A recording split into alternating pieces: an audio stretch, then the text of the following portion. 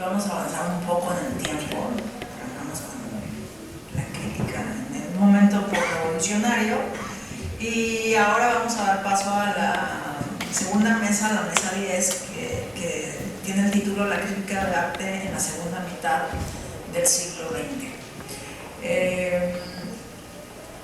Primero voy a presentar a Julio García Murillo, que es de aquí, del MUAC de casa, con una ponencia que se titula Una exposición con título incompleto, Hacha, Tibol y Shirao, sobre el arte del surrealismo de 1973. Perfecto. Voy a poner mi presentación. Bueno, en primer lugar, muchas gracias a las organizadoras, María Andrea, por la invitación y también por colaborar en este delirio de críticas.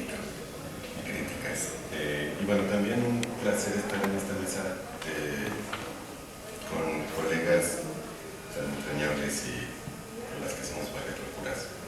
Entonces, sí, ya está. Bueno, como se darán cuenta, en el título cambió una cosa que no es menor, un nombre a veces incómodo. Además de Hacha, Tibol y Shirao, pues apareció el espectro de paz. Una exposición con título incompleto, Paz, Hacha, Tibol y Shirao, sobre el arte del surrealismo de 1973. Primero, una especie de disclaimer. Este texto que vamos a presentar hoy es una crítica de una exposición a partir de textos publicados en suplementos. También hace parte de una conversación del colectivo del que Natalia, Ross y yo formamos parte, los Jacuzzis. En el proceso de la investigación de esta muestra, el arte del surrealismo, hace falta todavía trabajo localizar fotografías de montaje, en caso de que existan en el archivo del MAM. Pero en el fondo este texto cruza la pregunta por la metabolización de la vanguardia histórica en México, atravesada por la balacera invisible de una guerra fría y las certezas centenas de una guerra sucia. Sin duda, la ponencia de Paola resuena con este texto en torno a la recepción y apropiación o negación del surrealismo. Espero que podamos entablar una conversación. Con un poco menos de seriedad, tal vez también pude nombrar este texto 4 críticos contra una curadora, o 4 críticos en la Guerra Fría disputan el surrealismo contra una curadora respaldada por un ejército de minions tácticos y con muchos dólares. Empecemos con un chisme.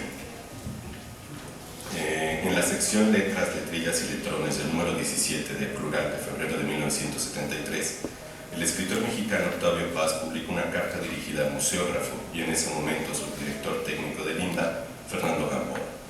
En su carta, Paz no duda en señalar que su participación en la exposición El arte del surrealismo se debía, cito, la labor positiva del INBA en el dominio de las artes plásticas, con exposiciones de Cuevas, Gironella, García Ponce, y también porque, en palabras de Paz, quieren abrir puertas y ventanas para que entre un poco de aire fresco al amurallado y provinciano mundo del arte en México. El halago no tardaría en convertirse en un ataque lacerante. Vuelvo a citar a Paz. Esperaba limitaciones e incluso deformaciones. Lo que no esperaba era que el catálogo de la exposición contuviese un lugar común injurioso contra André Breton y que, sobre todo, fuese una tentativa por amputar al surrealismo de su dimensión crítica y subversiva, lo mismo frente a las ignominias del occidente capitalista y cristiano que ante las monstruosas perversiones del socialismo en Europa Oriental y en otras partes del mundo. En estas circunstancias no me queda más recurso que desolidarizarme categóricamente de la exposición, no tanto por ella misma, sino porque el catálogo es, repito, una tentativa por escamotear y deformar el significado del surrealismo. Cierro cita. En plena Guerra Fría, marcada por la tajante mención de las ignominias del occidente y las monstruosas perversiones del socialismo, Paz se aterraba ante la reiterada caracterización de Breton como papa del surrealismo. Por parte de la curadora de la muestra, la crítica norteamericana Berenice Rose, y se desolidarizaba por escribir en las paredes de las galerías circulares de la planta baja del Museo de Arte Moderno su poema circulatorio para la desorientación general. Para la crítica de arte argentino-mexicana Raquel Tibol, este poema de Paz era lo más importante de la exposición. En el texto Ponga el surrealismo en su lugar, publicado en el suplemento Diagrama de la Cultura, dijo sobre su poema, cito: Sus sentidos se disparan con tal fuerza hacia direcciones tan variadas que el espectador logra olvidar el espanto museográfico de presentarlo con luces negras, aunque difícilmente, después de recorrer las dos salas que abarca su escritura lineal, se libre de una fuerte sensación de vasca, producida más por razones óptico-mecánicas que por estímulos crítico-emotivos. Este poema, continúa Tibol, es el aporte mexicano a la exposición que viene girando desde hace tiempo por países de América y que habría entrado a México antes si la exdirectora del museo, Carmen Barreda, hubiera contado con el presupuesto de que ahora dispuso Fernando Gamboa. Cierro cita. La desolidarización de Paz y el espasmo de Tibol ante el montaje de su poema fueron solamente algunas de las críticas que el arte del surrealismo levantó.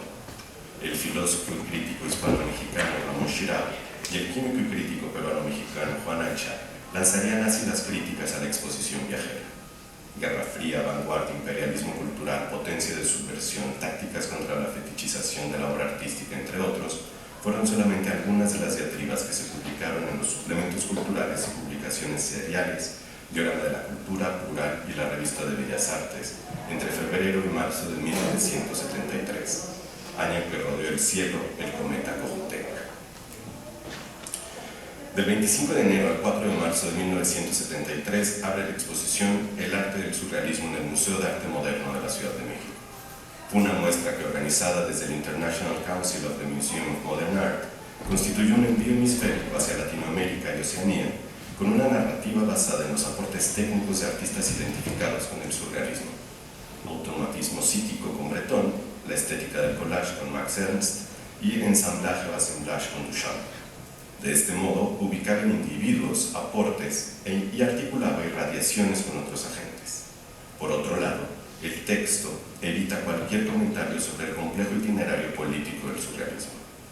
La exposición fue curada, como ya señalé, por Berenice Rose, a quien Tibol sugiere que después de esta empresa, cito, habrá que ubicar entre los solemnes enterradores o momificadores del surrealismo. Cierra cita. Ella era en aquel momento curadora de la colección de dibujo del MoMA. La muestra se presentó por primera vez en el Museo de Arte Moderno de Bogotá y viajó a lo largo de 2 años por Buenos Aires, Montevideo, Caracas, Lima, Santiago de Chile, para brincar el Pacífico hacia Auckland, Sydney, Melbourne y Adelaide y cerrar su ciclo en el Museo de Arte Moderno de la Ciudad de México. Las piezas provenían de algunas colecciones particulares, sobre todo de Venezuela y Nueva York, y en su mayoría del MoMA. En dicha muestra se presentaron 76 obras firmadas por 29 artistas y 3 cadáveres exquisitos. Es preciso decir que 28 de ellos eran hombres y solamente se presenta el trabajo de una mujer, de Hannah Hoch. Mata y Lam serían los únicos artistas latinoamericanos representados. Se editaron 2 catálogos, uno por el Museo de Bellas Artes de Caracas, la edición en español, un español venezolano que le saca canas verdes al hispanismo de Paz, y en Auckland la edición en inglés, correspondiente a las 4 itinerancias en Australia. Ambos catálogos contienen el mismo texto de Rose y la lista de obra. En su argumento, aunque Rose agradece a William Rubin, en ese momento curador en jefe del MoMA, y cita a Alfred Barr, se resiente la ausencia de las figuraciones críticas de las exposiciones surrealistas montadas desde los años 30 en el MoMA. Por solo mencionar a las señeras, basta destacar a Fantastic Art, Dada Surrealism de Alfred Barr, de 1936, Modern Art in Your Life, de René Davenport, de 1949, y Dada Surrealism and Their Heritage, de William Rubin, de 1968. 3 muestras radicalmente diferentes en su forma de plantear los itinerarios del dadaísmo y del surrealismo. La primera desde un esquema de cronología y estilo, la segunda a partir del desarrollo del concepto de afinidades con la vida cotidiana y un claro elemento etnográfico, que tal vez resuena hoy con la presentación de Andrea García sobre Gamio Covarrubias y el espectro de Boaz. Y la tercera, Dada Surrealism and Their Heritage, exploraba por su parte la noción de estilo, obra de productores individuales y una herencia como las prácticas que posteriormente se denominarían como conceptualistas. Para la curadora Marianne Stanisewski, que publicó en 98 The Power of Display, esta última exposición plantearía, según ella, la muerte de la exploración museográfica del MoMA y la institucionalización de una visión formalista del montaje. Estos elementos Estos elementos de estas tres exhibiciones estuvieron ausentes en la muestra viajera. Se generaba más bien una lectura lineal y simple del surrealismo y se evitaban las narraciones sobre sus desplazamientos y tensiones globales. Hacha, conocedor de estos itinerarios, identifica una serie de problemas en la instalación de la muestra en el artículo Ecos de la exposición El arte del surrealismo, publicada en la Revista de Bellas Artes.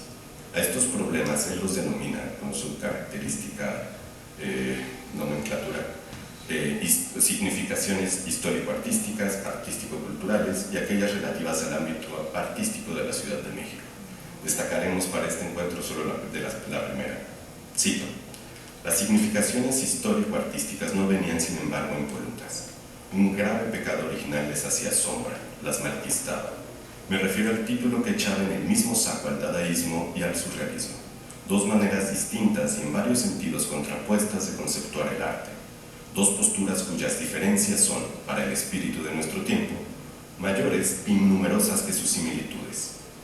Parece mentira, cosa de Ripley, que el Museo de Arte Moderno de Nueva York, organizador y auspiciador de la muestra, haya incurrido en tan flagrante aberración histórica y por ende conceptual y didáctica, con el agravante de que en 1968 celebró en su sede una exposición monumental denominada Dada, Surrealismo y su herencia.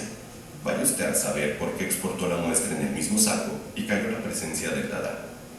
Precauciones o simplificaciones arrogantes para nuestro tercer mundo, descuido o indiferencia. Cierro cita. Para Hacha, el título incompleto de la muestra, la ausencia del dadaísmo, implicaba a modo de interrogación un gesto de precaución o simplificación para el tercer mundo. Esto es, una forma de intervencionismo cultural a partir del bloqueo de la complejidad de una serie de movimientos y de manera concreta del dadaísmo como modelo de subversión política. Hecho que Paz interpreta en otra dirección, o según sus palabras, como un franco enterramiento. Paz, con agudeza, al criticar la cronología establecida por Rose, que data en los años 40 los estertores del surrealismo, interpreta la compleja política cultural norteamericana situada en el MoMA en aquellos años y no dudaría en dar una cachetada de rebote a la mexicana.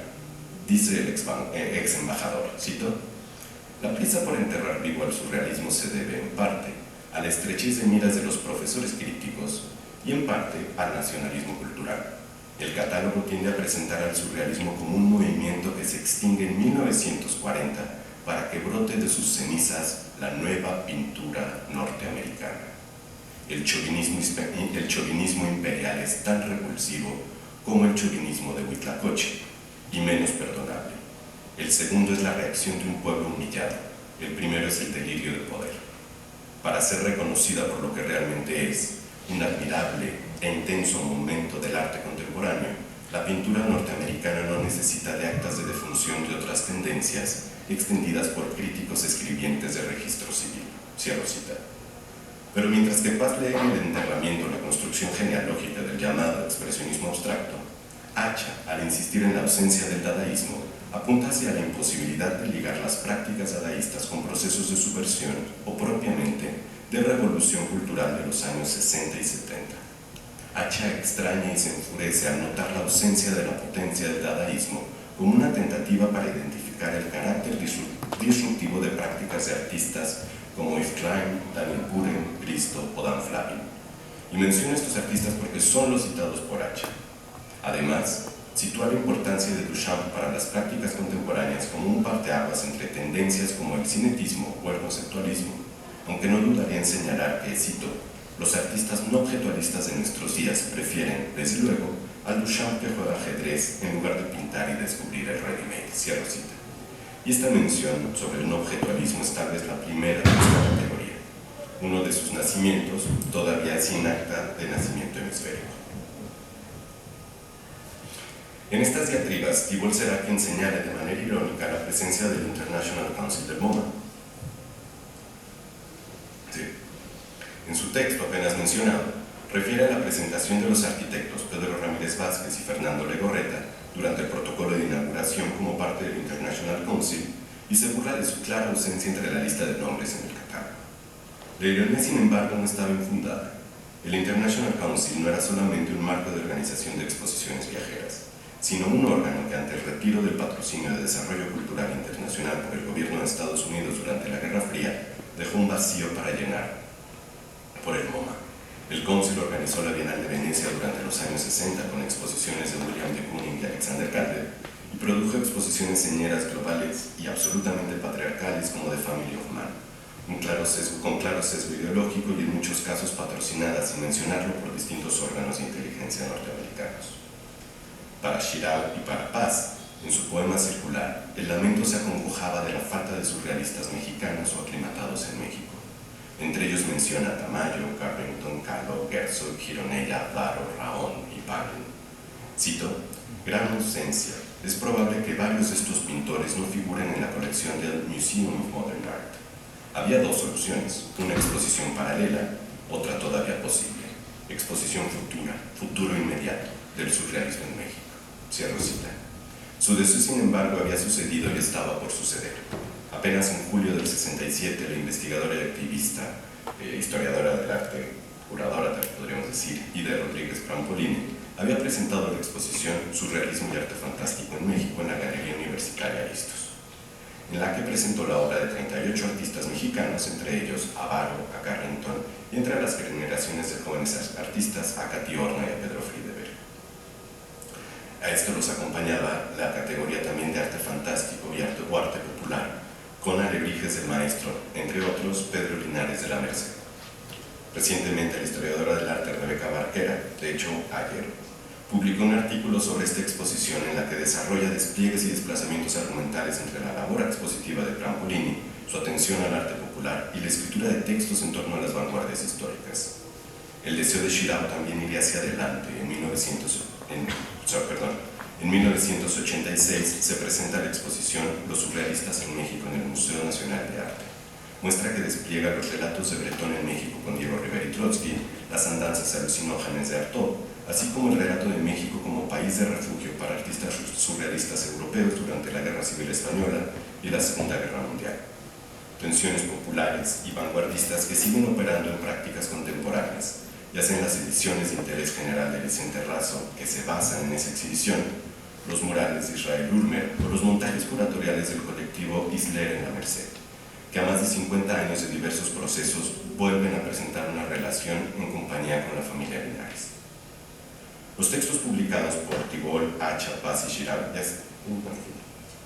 en Diorama de la Cultura Plural y Revista de Bellas Artes plantean desde diversas perspectivas una disidencia frente a la lectura de una de las llamadas vanguardias históricas, como si definir el itinerario del surrealismo no fuera algo que concerniera exclusivamente a críticos euroamericanos. Para los cuatro, la diferenciación entre el dadaísmo y el surrealismo, o su ausencia, serviría para articular problemas sobre ese llamado chauvinismo imperial de Huitlacoche, que hoy sigue operando, las simplificaciones para el tercer mundo, el enterramiento y reapropiación de genealogías artístico-políticas y la posibilidad de dar nombre a nuevas prácticas, como el no-objetualismo. Ya no alcanza el tiempo, pero tal vez no deberíamos dejar de decir que mientras Tibol atiende la crítica específica a la muestra y denuncia el enterramiento, el intervencionismo y las simplificaciones del catálogo, Paz, Hacha y Shirao caen en la tentación de escribir cada quien sus versiones o cronologías del surrealismo, gesto que quería abarcarlo todo. Tal vez por eso vale la pena también recuperar el fragmento, acusar de momias y de enterradores a quienes quieren poner un punto final, ya sea aquí o acullá, y tal como lo hacía Madame Tibol. Muchas gracias.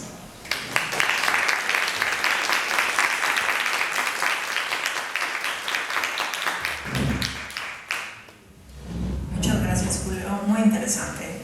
Y sí, pasan por la cabeza muchísimas cosas en estos ismos que continúan y continúan a través del tiempo y los ecos que hay en Latinoamérica.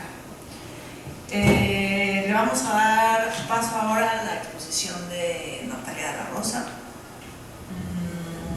También es de la Facultad de Filosofía y Letras, está haciendo un postdoctorado en el Instituto de Investigaciones Filológicas y su ponencia se titula La activación de una teoría local desde la crítica y la exhibición, el caso del pabellón mexicano en la primera Bienal Latinoamericana de Sao Paulo, 1978. Muchas gracias a Paola, pero también a los organizadores, María Andrea, Fernando, por esta oportunidad y la apertura de habernos dejado participar en una misma mesa, porque es la primera vez que somos un colectivo de...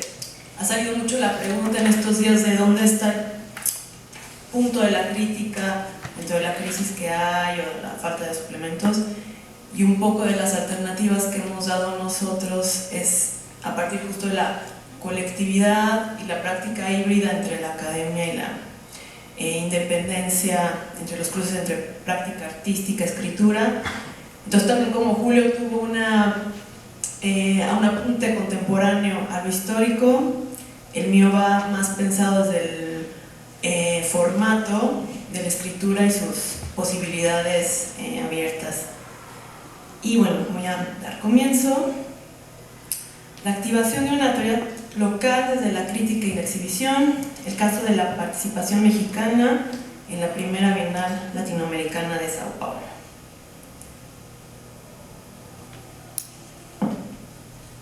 En la actualidad deberíamos comenzar por la distribución.